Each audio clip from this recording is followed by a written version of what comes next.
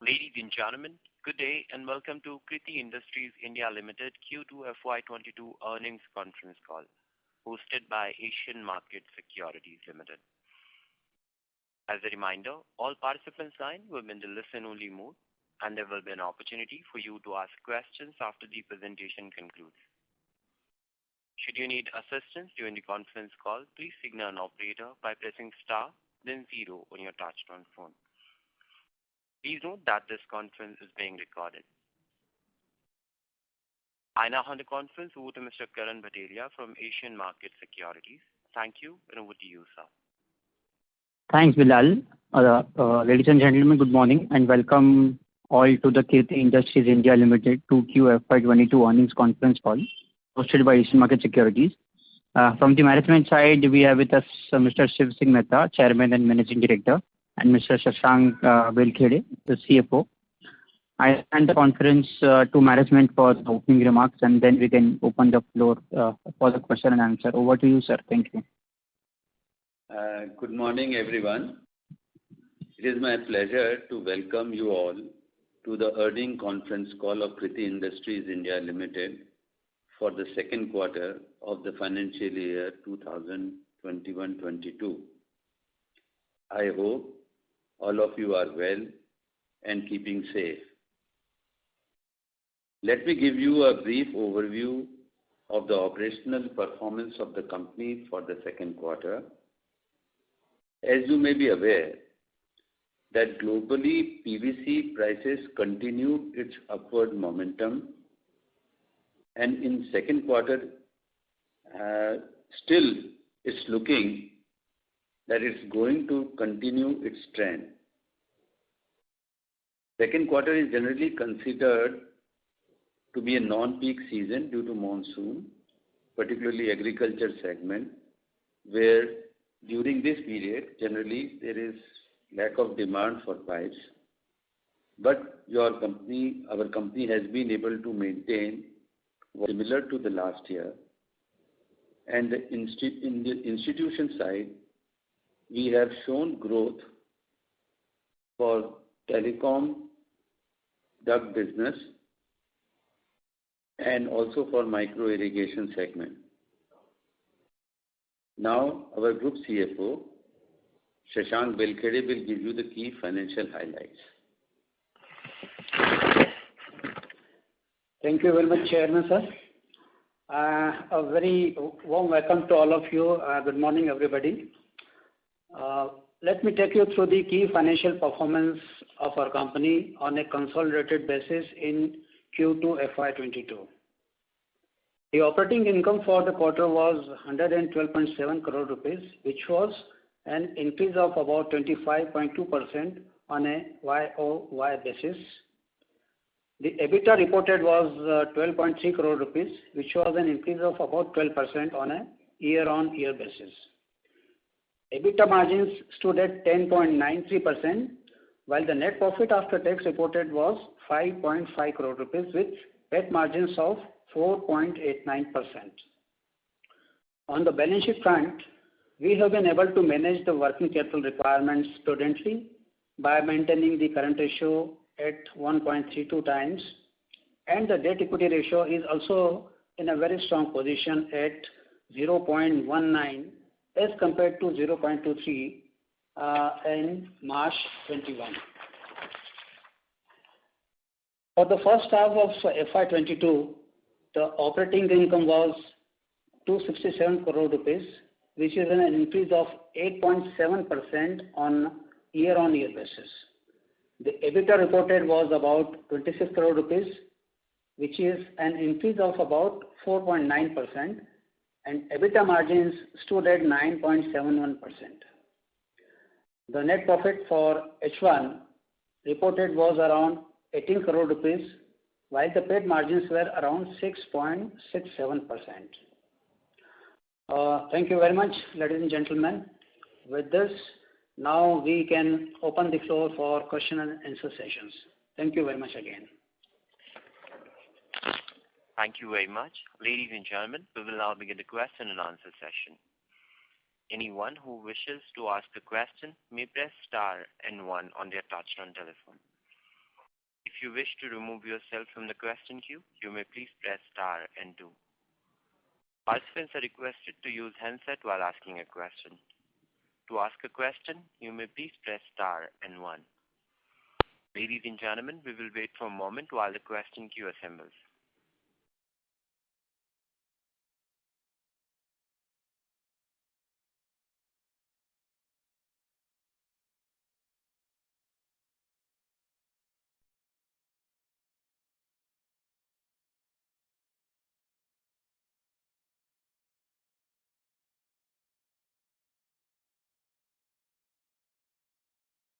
We have a first question from the line of Ankit from Bamboo Capital. Please go ahead. Thanks for the opportunity. Sir, we have been hearing from other PVC pipe companies that, on the agriculture side, given the sharp rise in PVC prices, the demand has been impacted quite a bit, and the farmers are shifting to unorganized companies because of such a steep pricing. So if you can give your views on what is happening on the demand side, primarily because of increase in PVC prices. Mr. Ankit, Yeah. in our view, with the kind of prices and raw material challenges most of the industry is facing, we are seeing more of a consolidation of industry rather than demand shifting to unorganized sector. So we feel that there is a consolidation and growth for organized sector. As far as demand side is concerned, the demand certainly will get impacted with these kind of prices. But when we see overall availability of material and ability to manage your supply chain appropriately, those companies who are well placed to do this will be gaining out of the whole scenario. This is how we look at the market at the moment. But has there been an impact on demand from the farmers then? For the quarter 2, yes, agriculture sector has shown a very minor dip, which is almost less than few percentage point. But the question today was most of the time in September and even in October first week and towards second week, it was raining across the length and breadth. So monsoon was extended and delayed. So that could be a major reason. So we are hopeful that post Diwali, the market demand should improve because generally farmers must be looking for products because they were not able to buy in the first quarter as well because of pandemic when most of the agriculture market in rural and urban areas were closed. Sure. And sir, last year Q3 was the best quarter for us in terms of revenues and margins. And how do you see this year Q3 panning out, at least in the first 25-26 days of October? For agriculture sector, we are quite hopeful that there should be good demand. And for other sectors like institutions and others, we again feel that government is putting a lot of efforts to support the demand. And again, when we look at building product where we are doing more or focused work, we are seeing sustained growth quarter on quarter. Sure. And this last question on the building product side, sir, we have an ambitious target of this segment showing significant growth for us and contributing at least 20-25% of our revenues over the next 2 to 3 years. So any development on how has been the acceptability of our products in the markets that we cater to, and how are we building the team for this segment? If you can throw some light on that. No, the growth in building material is fairly good. We are reaching out to the markets as per our plans. We have been able to build our team, and every segment, every geography, we are able to get right capability to be able to show that we are able to move ahead as per our plans. Sure. Okay. Thank you. I'll come back in the queue. Thank you so much. Thank you very much. A reminder to the participant to ask a question. You may please press star and 1. The next question is from the line of Vishal Prasad from VP Capital. Please go ahead. Hi, sir. Good morning. I have few broader questions on the business. In 2016, our revenue was 480 crores, and last year it was 589. Now we aspire to double our revenue in 3 years. Could you take me through your thought process on why we have struggled to grow in last 5 years? And what are we doing to change the growth trajectory of our business? I understand that we have done geographical as well as product expansion, but any specific pointers on what are the actual steps that we are taking? Mr. Vishal, if you look at our last few earning calls, we have been telling you about our geographical expansion into newer states, and that is aiding us in terms of growing our volumes. Not only that, there is an overall expected growth in business itself, which will be in addition to the growth coming from new geographies.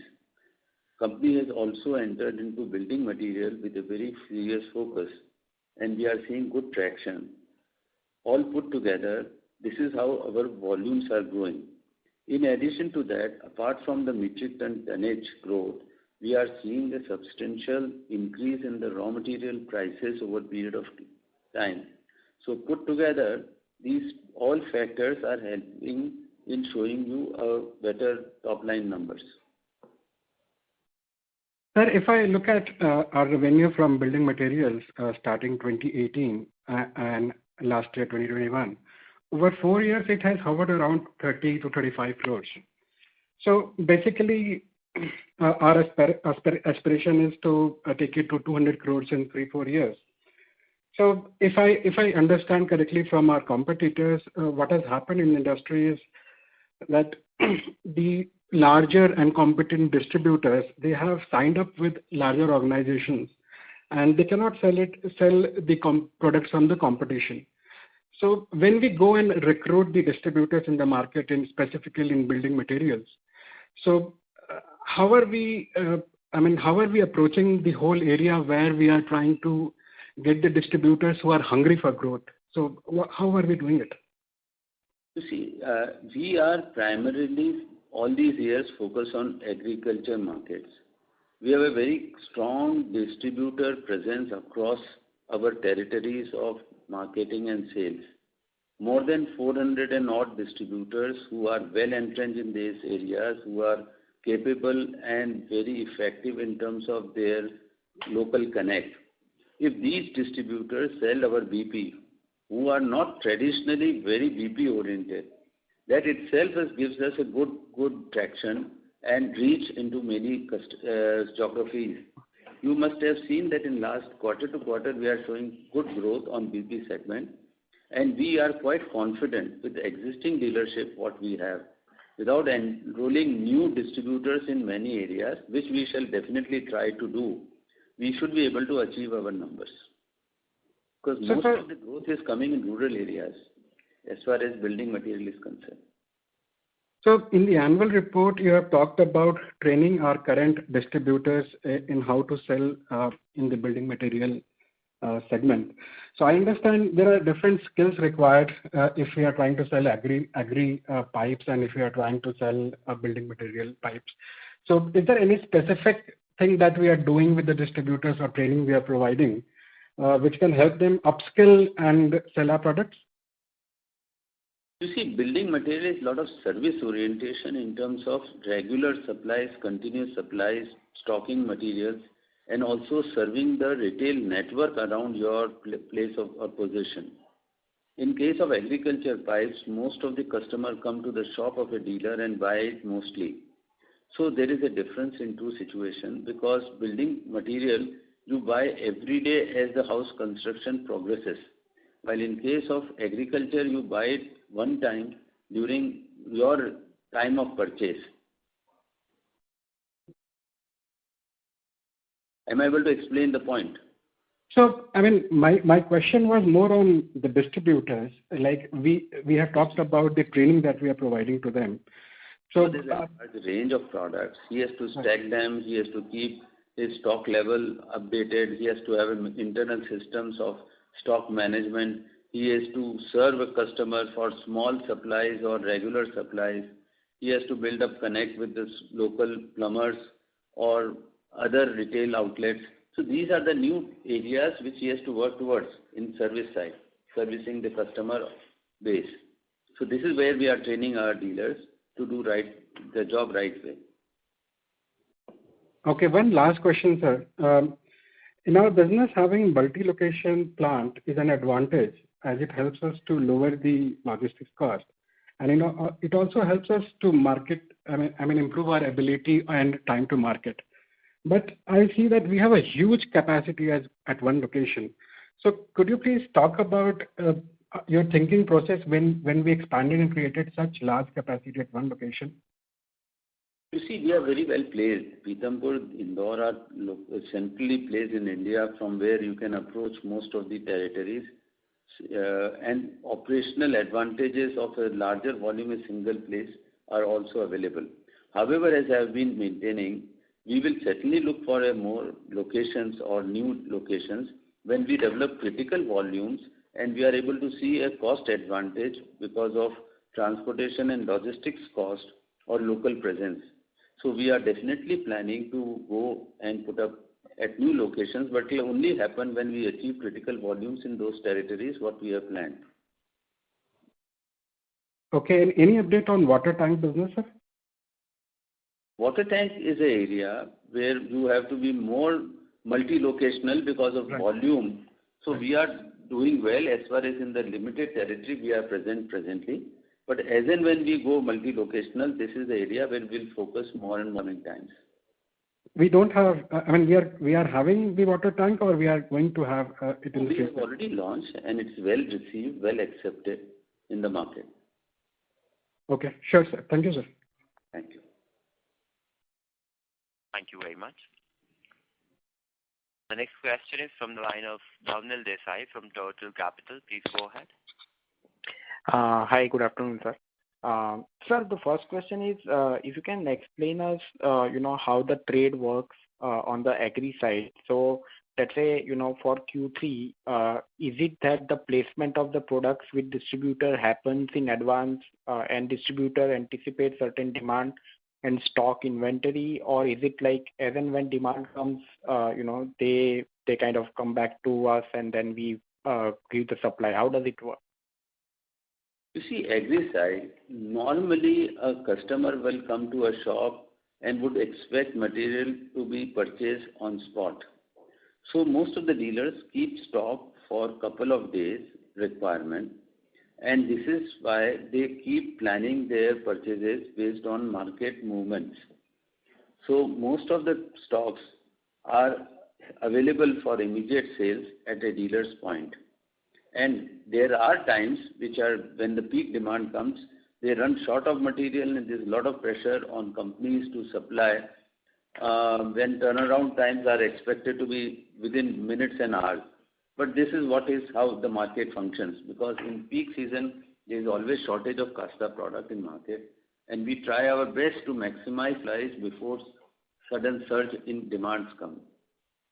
Okay.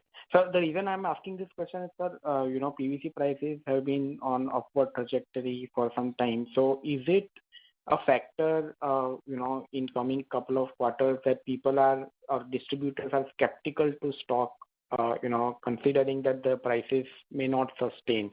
Is that a lurking fear in the mind of distributor which may have some impact on the demand? You see, that is certainly these months, last 16, 17 months have been unprecedented in terms of price movement of commodities. And plastics are really something where no one is sure how long, how far these kind of moments will continue. And more importantly, at dealer level or a distributor level, their understanding of world market is limited. So there will be always apprehensions. So what you are saying is absolutely correct. Dealers do have a feeling that what kind of a price scenario they may face. There could be a sudden upward or downward movement which may affect their business. But they have fair good trust in company that we will give them appropriate guidance if there is a situation of sudden reverses. And that's how our relationship and dealership has been maintained with such a strong mutual dependence.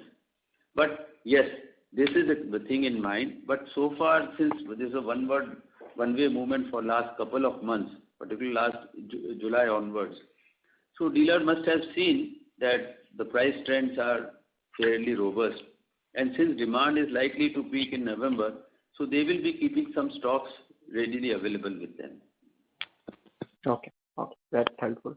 Sir, second question is on our industrial side. I think in our previous commentary, we were pretty cautious on that side in terms of, considering the credit challenges that some of the corporates may face. But still, we have done reasonably well in terms of volume growth. So, sir, how do we look at this segment going forward? And what can be driving the demand? There are a lot of city gas distribution projects which are, coming up in implementation stage. So, how should we look at, the growth in the industrial side? No, we have not done very major growth in terms of volumes. We have been very cautious, and we still continue to be cautious on institutions supply side, because wherever we are sure that these companies where we are sure of payment and timely supplies, we still will try to maximize that work. But still, overall, in our estimation, there are not very great prospects where we'll be able to increase this business beyond a reasonable amount. I mean, because ultimately government finances, if they are able to support all their purchases in time, we will certainly do whatever best with all caution in mind. Okay, got it. And so last question is on the building product side. Sir, I think, if I recollect correctly, our strategy is to leverage our distributors and probably our strongest geography, MP and maybe Maharashtra, to kind of, scale up this business. So we are currently at, 750, 800 tons on a quarterly run rate. Is it possible to, double this number only by tapping the existing distributors and market of MP and Maharashtra? And if so, other than the limited product profile that we have currently, do we need to change anything? If you can throw some light on that. You see, I mean, we are very small players in terms of market share against the opportunity. And with strong dealership base we have in rural areas, I mean, we don't see any reason why we should not have a very good compounded growth rate as far as, because from starting from a small base, it's very easy to grow numbers in terms of multiples. Right. Last year to this year, we have almost doubled, and we see no reason why this growth rate should be maintained. We should be, we shall be. That's how we feel. Okay, sir. Okay. And the last question, one reason we may have done well in Maharashtra is, one of the larger players was facing financial challenges and, they exited the market, or they kind of, reduced their focus. Do you see them coming back, at least on the ground level? Do you see them coming back with focus again on, this market, at least in Maharashtra? As I was sharing initially with one of the questions, we are seeing consolidation of industry happening. So the unorganized sector itself offers a big opportunity for any organized player to improve its market and size of cake. Okay. Thanks. I'm done. Thank you. Thank you very much. The next question is from the line of Rupesh from Intelsense Capital. Please go ahead. Hello, sir. Can you hear me? Yes, you are audible, sir. Thank you for the opportunity. There are 3 or 4 questions I really had. First question really is, if you see the playbook of larger industry players, Astral, Lex of the world, APL, Apollo, there is a big brand spend that happens first, and then a lot of sales growth comes. And we have a very good brand in Custom. So roughly, I mean, broadly, can you talk about your branding strategy, and do you see yourself following this playbook? Our brand is a very well-established brand in the areas where we operate, and we have a majority market shares in agriculture segment in these areas. We have also seen when we have gone to the newer areas or adjacent areas, we are finding that people know about our brand pretty well. Though we may not be present in those territories, but they do recognize us as one of the serious players of the business. So that is why whenever we have introduced our products in those areas, we were able to identify some prospective good distributors, and that is the journey we are on. So we are quite hopeful that once we achieve critical volumes, we are more focused on BTL, not ATL at the moment.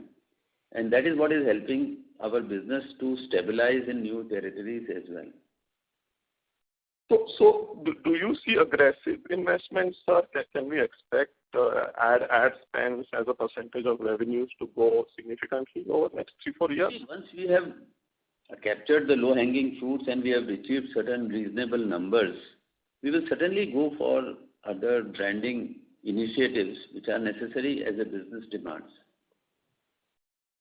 Okay. The second question, sir, is roughly, if my understanding is right, 60% of PVC resin you get it from Reliance Industries, roughly 10% is from the imports, and then other from other players. So is there any scope for an annual contract or something like that, so that we are shielded from volatility both on the upside and the downside? No, we have regular supply channels and we get material through them from overseas as well as from domestic suppliers. Like polyethylene, we are buying from all the majors, whether it's Opal, IOCL, GAIL or anyone, including Reliance. For PVC, it is mostly Indian sources, Reliance, and otherwise all imported. Now, the world market supply chain conditions have changed so much in last 1.5 years that new sources, new avenues have to be always explored for procurement. And we do it because we are well known in the industry and we are able to do that as per our requirements. So most of the buying is spot basis, sir? Would that be fair understanding? At the time of monthly, most of the buyers take up their sales once in a month and we are party to that purchase cycle. Normally it takes about 45 days to 60 days cycle for material to reach here. So PVC resin, sir, it's a spot buying there, right? Right, PVC resin. Okay. Another thing is, sir, if PVC resin prices continue like this, do you see either down trading or some of the lower segment moving to non-PVC products? Sir, it's a very natural thing to happen. If suppose this is a relentless price increase, then there will be definitely a customer will look at the options. But today, if you look at even steel, the steel is going up. If you look at polyethylene, it is also going up. There could be a relative difference, but there is an increasing trend in all commodities. So we don't see major, diversion immediately, because every product has its characteristics and its application which are unique to itself. So you can have some peripheral migration, but not across the board. Okay. So you don't see like a big impact, maybe some usual. The economy ultimately plays out. One cannot stop it. Polyethylene today is comparatively less inflationary as compared to PVC. But polyethylene has its advantages and disadvantages in PVC. So specific application wise, wherever that product is required, will be there. And this cannot go endlessly. Over some period of time, some corrections will have to happen. Okay. That is good to know, sir. Next question is on distribution. So what is our total number of distributors as of Q2? And then how many of them, either they are exclusive to us or our products get the maximum shelf space? No, most of our distributors are on our mutually exclusive basis, and we had more than 440 dealers and distributors. And now we are adding every month now onwards some distribution in new territories where we want to establish our building material in a more significant way. Thank you very much. In the interest of time and fairness to all participants, please restrict your question to 2 per participant. The next question is from the line of Viraj Mehta from Equirus PMS. Please go ahead. Hello, sir. Sir, just wanted to understand, because the PVC prices have gone up significantly over last few months, in this quarter's number, what will be the inventory gain? Last quarter, we don't have much inventory gain because it's in an inflationary price cycle. Normally, your pressures come, margins come under little pressure. Hello? Yeah, please go ahead, sir, now. Am I audible? Yeah. So what I'm saying, in an inflationary price cycle, normally your margins go under pressure. So if there are any inventory gains, you will see in coming quarters, more importantly, rather than the quarters we have gone through. That's how we feel. Got it. Sir, second thing what I wanted to understand is, when you say your 3-year target is 1,200 crore top line or 1,000 crore, whatever is the top line. But see, realization, as you and I both understand, is out of our hands. So what we are doing in terms of tonnage is around 50,000 today. Can we essentially see doubling our tonnage in next 3 years? Is that the target in terms of tonnage? So that's where the major growth will come in tonnage, because predicting prices at this time after 3 years is impossible. It's very difficult. It's very uncertain. So what we are calculating our growth is in tonnage. Internally, that is what is our target, to grow our tonnage more than 85,000 tons. Around 85,000 tons in 3 years. That's what we want to grow it to from current 50. Right. And you talked about seeding the market, and especially that you have seeded the market in Maharashtra, and now you are seeding the market in Karnataka significantly. At what stage, let's say, you will think about putting up a plant? Is it like a number in mind? Like, is it like we'll do 5,000 tons, then we'll put up a plant in that state in a year? What is that number in your mind that will tell you that now is the time to go ahead? Because it's a chicken and egg situation, because we are far away, our pricing will be more expensive, and which is why we are not getting market share and vice versa. You see, we are not in Karnataka today. We are in AP and Telangana. Now we will be entering Karnataka this quarter. So our idea is to grow the market and the cake size there. Once we cross 20,000 tons domestic demand from that locality, we'll be considering a plant. 20,000 tons. Hello? Okay. Sure. Thank you. 20. Sure. Thank you. Thank you very much. The next question is from the line of Ritesh Bajatia from Asian Market Securities. Please go ahead. Hi, sir. Thanks for the opportunity. So, sir, most of the question is answered. Just one question, sir, like you said that consolidation is happening in the industry. So I just want to understand what is our game plan to get ourselves increase our market share. Like as a strategy, what we are doing, are we concentrating on expanding our distributorship, or we increase our offering in the terms of more number of SKUs, and what kind of the different terms of the trade we are offering to get this kind of the market share? So if you can talk something on that, will be helpful. You see, once you want to grow and gain market share, you do both your width and depth. You focus on both. So we are definitely looking not only on increasing the distribution, but we are asking every dealer to penetrate down the line into the smallest segments and pockets. We are also enhancing our product range, as we have been talking, in building material. We are also doing a lot of work on the borewell segment. So we are trying to specialize some of the products for area specific or application specific. And also trying to engage with distributors to go vertically down in terms of catering to more sub-dealers or retailers or customers in that territory. So both efforts are simultaneously happening. Okay. So, sir, any internal target you have set in mind that in the next 3 years, what kind of the market share we are expecting? Any numbers? We are already very strong. In our strong areas, we have a fairly significant market share, majority of market share. But in new territories, we are gaining traction and we are improving our market share. So we'll certainly like to take it to a reasonably respectable levels in the new territories where we will be present. Okay. And sir, being you operated from mainly from MP Indore region, so how is the real estate over there and what kind of demand for building material products over there?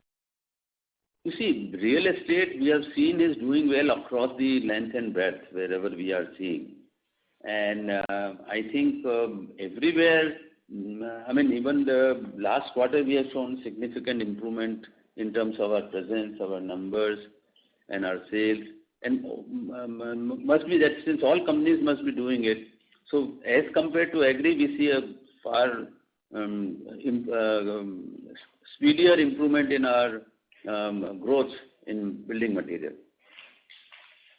Okay. So, sir, what is our mix as of now, PVC and building material product as of now?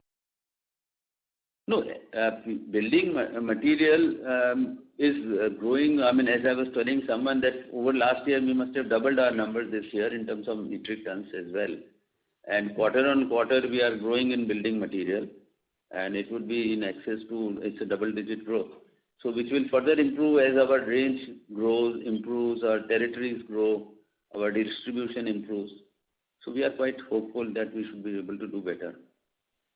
Okay. So, sir, in the next 3 years, what can be the sustainable margins we can expect? As we were presently hovering around 10-11% EBITDA margins. We are trying to take them to, industry best is about 18% EBITDA generally, that is projected. So we like to bridge this gap as best as we can. Okay. So, sir, so that difference of the margin mainly we spend more on the terms of the trade or on the advertising or someone or no, something? Margins are because of the products you sell and kind of plant utilization you have throughout the year. That is where some margins come. All right. Our prices are at par or at a premium in most of the product segments we operate. So that is where the better plant utilization throughout the year, because agriculture is a cyclic, building material is a consistent business. Building material offers better margins as compared to agriculture. So as the migration will happen, you will see that we feel that our EBITDA margins should improve. Okay, got it, sir. That's from me. Thank you. Thank you very much. The next question is from the line of Varun Seth, an individual investor. Please go ahead. Hi, thank you for the opportunity. Sir, most of my questions have been answered. Just on the distribution front, I think I heard that 440 distributors and dealers we have, which are most of the exclusive side, and we are planning to increase now onwards on a monthly basis. So any number which you would like to share, say by March, how much increase would that be? You see, we are doing a lot of calculations and planning. So it would be prudent only to answer these questions once we are ready and we have ourselves assessed our progress in market from plan to actuals. Okay. And sir, on the demand side, how ground level you are seeing, particularly, I think MP we are very strong, but in the nearby vicinity where we have entered AP, Telangana, etc. So how we are seeing demand on the agri side, particularly in October month and going forward? You see, so far, if you look at in last quarter, this is Q2, the agri kind of, our top line might have grown, but the metric ton wise, I see there is a little decline because of the prices or extended rains all put together. But we are all hopeful that after post-Diwali, there should be an improvement in the market because ultimately underlying demand is there. And since all commodities have gone up, so relative price increases everywhere. So I think customer will have a better choice in buying what he wants to in terms of agriculture pipes made from plastics. Sure. I think that's it. Thank you. Thank you. The next question is from the line of Vishal Prasad from VP Capital. Please go ahead. Thank you. I have two more questions. So in our EPC business, we supply the pipes directly to the subcontractors. If I look at some of our competition, most of them do EPC business through distributors, and that's how they avoid risk coming to their own balance sheet. So could you please talk about our thought process behind this doing the business directly with EPC contractors? No, the type of business we are in, normally we feel that it can be only done to a direct EPC contractor because there are specifications specific to a particular project for which pipes have to be produced, and there is a element of third-party inspection which is involved in the process. So mostly for a larger projects, regular projects, they will need to buy directly from a manufacturer because third-party inspection is only possible when such situation is there where transparency of manufacturing supply is made. Okay. If we talk about the raw material, I mean, there are three sources generally in the industry. One is the local producers like Reliance. Second is the import, and third is the traders or importers. So if generally we talk about our raw material, what percentage we would be buying from the traders or importers? We don't buy from traders. We directly import or we buy from the local manufacturers. So close to 10% would be import and rest is through local manufacturing. Much higher. Import, if you see polyethylene for specific applications, we only import. PVC, because Reliance will give you a limited quantity, rest you will have to import. So we are fairly consistent and regular imports, and whatever we get from local manufacturer, that's only one PVC supplier, that is Reliance. Rest all is to be imported. Okay, and one last question, sir. You have talked about the distributors that we are recruiting in newer areas like AP and Telangana. So could you talk about the qualities you look for in the new distributors? No, we have a very clear dealer assessment form within our system, and only once one qualifies with that kind of requirements that we appoint a distributor. We don't rush in appointing a distributor because it's a long-term relationship and performance. So there should be a mutual buying. Dealer must find that this is a company worthwhile to deal with, and we must find that the dealer has a potential to achieve what we want to achieve in that territory on a long-term basis. Okay, sir. Thank you so much. Thank you very much. The next question is from the line of Rupesh from Intersense Capital. Please go ahead. Thank you. Thank you for the follow-up, sir. I will begin my question. So one feedback I'm getting is in agricultural products, because we have such a strong brand, the dealer margins are relatively low. So can you confirm that how are our dealer margins in agricultural products versus, let's say, leaders? Is it similar? Is it significantly higher? Is it significantly lower? In my own assessment, last 1.5 years for dealers has been exceptionally good. They have been very comfortable with the kind of margins they have been able to achieve for two reasons. One, there was an inflationary cycle, so whatever stock they had, they were able to gain out of the stocks they had. And number two, the supplier, many small-time unorganized sector supplies were restricted to minimum.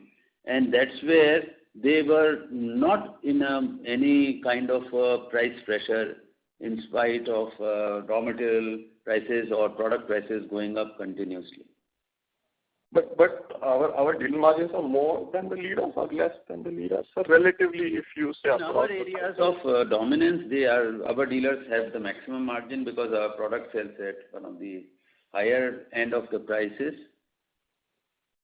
And in the new territories where we are, our dealers must be comfortable. That's why they are buying regularly, because they have to compete as well as they have to ensure that they do significant volumes to make their business viable. Okay.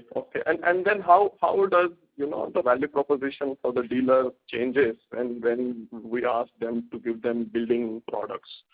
Do they make significantly more money than they make in agricultural products? How does the value proposition look for him when he starts selling these newer products? You see, building material will definitely give them more comfort and margins. But it's a mindset change which is very important, because the service part or maintaining a large portfolio of inventory and supplying small items also, because a dealer in agriculture sector may do a single billing of a much larger value as compared to what he does in building material segment. So there are mindset issues, comfort issues, service issues. And once he starts doing it, he enjoys this because his margins are better here in building material as compared to agriculture. Okay, that is good to know, sir. Another question, sir, is are our capacities fungible between agricultural products and the building material products?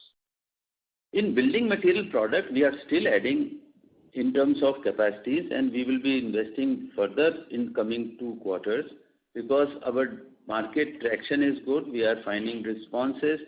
We have created basic initial capacities, and we will keep upgrading them as per the requirements as the market grows. Okay. So the reason I asked this question is agricultural demand is largely seasonal, right? But building product is not so seasonal. So in off agri season, can we divert some agricultural capacity to building products?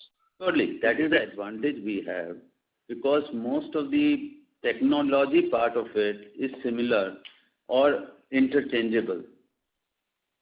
Okay, so some part of the agri capacity, some steps we can reuse for building material. Sure, we will, and we shall do that. Okay. And then, sir, last question is for the Q2. Can you give a split of revenue between your core markets and the newer geographies? You see, we are maintaining similar ratios of sales between MP, Rajasthan, Maharashtra, Telangana or AP or UP. The market shares will be similar, MP being predominant, followed by Rajasthan and Maharashtra. Almost now Maharashtra has caught on with Rajasthan in terms of equal numbers. Followed by that will be Telangana, AP and UP. So non-Madhya Pradesh will go below 50% in let's say next 18 to 24 months? Yes, it's going up equal to that. Okay. Thank you so much, sir. Thank you very much. The next question is from the line of Ankit from Bamboo Capital. Please go ahead. Yeah, thanks for the follow-up. Sir, on the agriculture side, if you look at it, compared to in H1 FY22, we are almost down by 25% in terms of volume. So do you think, we'll at least be able to match the volumes of last year if there is no subsequent third wave of COVID in the remaining 5 months? Ankit, can you repeat question? It was not very clear. Sure, sir. Sir, in the first half H1 FY22, we have seen volumes in the agriculture products declining by almost 25% or more. Assuming there is no third wave of COVID in the remaining 5 months, do you think we'll at least be able to match the volumes in agriculture products for the full year? There is certainly improvement in terms of overall expectations towards second half of the year. So we will definitely try to bridge the gap, and we'll try to achieve our metric ton numbers, because top line is growing anyway because of the high inflationary. No doubt about it. Yeah. But top line, along with the metric ton numbers, total processing quantities, we will try to achieve and cover the deficit of first quarter. Sure, sir. Sure. Sir, on this, on your point of, there being no inventory gain despite inflationary trends in the PVC prices. Just if you can elaborate on that a bit. I was not able to get the reason why there was no inventory gain despite the PVC prices increasing. So PVC prices are increasing, and that's what I was explaining, that when prices increase, your margins come under pressure. So you will see that EBITDA margins for this quarter will be little lower as compared to earlier quarter. But we certainly look forward to, if prices continue to stay on where, higher side or further increasing trend as is seen further, we will see inventory gains in the coming quarters, if that happens. It is all subject to how the price behave in coming quarters. Okay. And thirdly, sir, on the new states that we have entered over the past 2-3 years, Maharashtra, Telangana, Andhra, and now in this quarter we are planning to enter Karnataka. So in the 3 months where we have entered over the past 2 years, how has been the pickup in demand and how has been our market share gain? Because these are very big market. Telangana is a big market. Maharashtra, we have been able to garner 10% market share in the areas where we are present. So, if you can elaborate, how is the market share expanding or growing in this new area that we have entered in the past 2-3 years? You see, as I was telling you last time, that during main COVID period of first quarter, we saw a better growth in southern market as compared to northern and central market, because these markets were less affected by COVID as compared to northern and central market. We still continue to grow in these markets, and we are quite comfortable the way markets are accepting our product. Karnataka we had not entered so far. You mentioned about Karnataka, but we have not entered in Karnataka. Now we are entering into Karnataka. Yeah. Okay. And sir, any idea how would have been the growth of the industry on the agriculture product side in terms of volume? Whatever data you might be having for the industry in the areas where we are present, has the industry grown or degrown? I would not know exact data, but I certainly feel industry has degrown in first half of this year, as far as agriculture market is concerned. Thank you so much, sir, and wish you all the best. Thank you very much.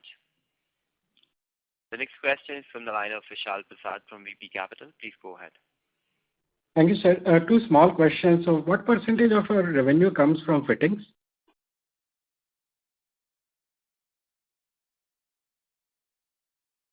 Hello? Kindly stay connected. We'll reconnect the management. So please go ahead. You're in a conference. Yeah. Hi, sir. Thank you. Sir, 2 small questions. Disconnection. Yeah. Sure, sir. 2 small questions. So what percentage of our revenue comes from fittings? Fitting, we are at about 5% at the moment. 5 point something, which is growing. From 4 to we have come to 5.5 some percentages. So it's improving. So fittings are generally higher margin products. So are we planning to increase the number of SKUs in fittings? तब वहीं पर सारा focus रहेगा और हमारी fittings के ऊपर अभी हम काफ़ी वर्क करेंगे for increasing number of SKUs in next 2-3 quarters because fitting में SKU ग्रो करने में टाइम लगता है moulds takes time to get ready. ठीक है sir. Sir last question. We have a very small CPVC capacity, and you talked about our increasing capacity in the area of building materials, and mostly it will be in PVC. So are we thinking in the lines of we building capability in the area of CPVC? Certainly, when we talk of building materials, CPVC will be the major area of growth, where we will have to expand capacity, and we are planning to do that. So in the rural where we have focus, so there I understand that CPVC is still not that dominant. So how do you see, in our market, how we can sell the CPVC materials? No, if you see that last 1.5 year, during pandemic, if something has changed maximum in India, it's the rural area in terms of the culture, social realities, spending habits, everything. So CPVC is growing very well in rural markets. Okay. That would be all, sir. Thank you so much for your response. Yeah. Have a good day. Thank you very much. That was the last question for today. I would now like to hand the conference over to Mr. Mehta. Closing comments. Over to you. Thank you all participants for joining this earning con call. I hope we have been able to answer your questions satisfactorily. And if you have any further questions or would like to know more about our company, please reach out to Investor Relations Manager at Valorum Advisors. Thank you. Stay safe. Stay healthy. Thank you so much. Thank you very much. Participant on behalf of Asian Market Securities, that concludes this conference call. Thank you for joining us, and you may now disconnect your lines.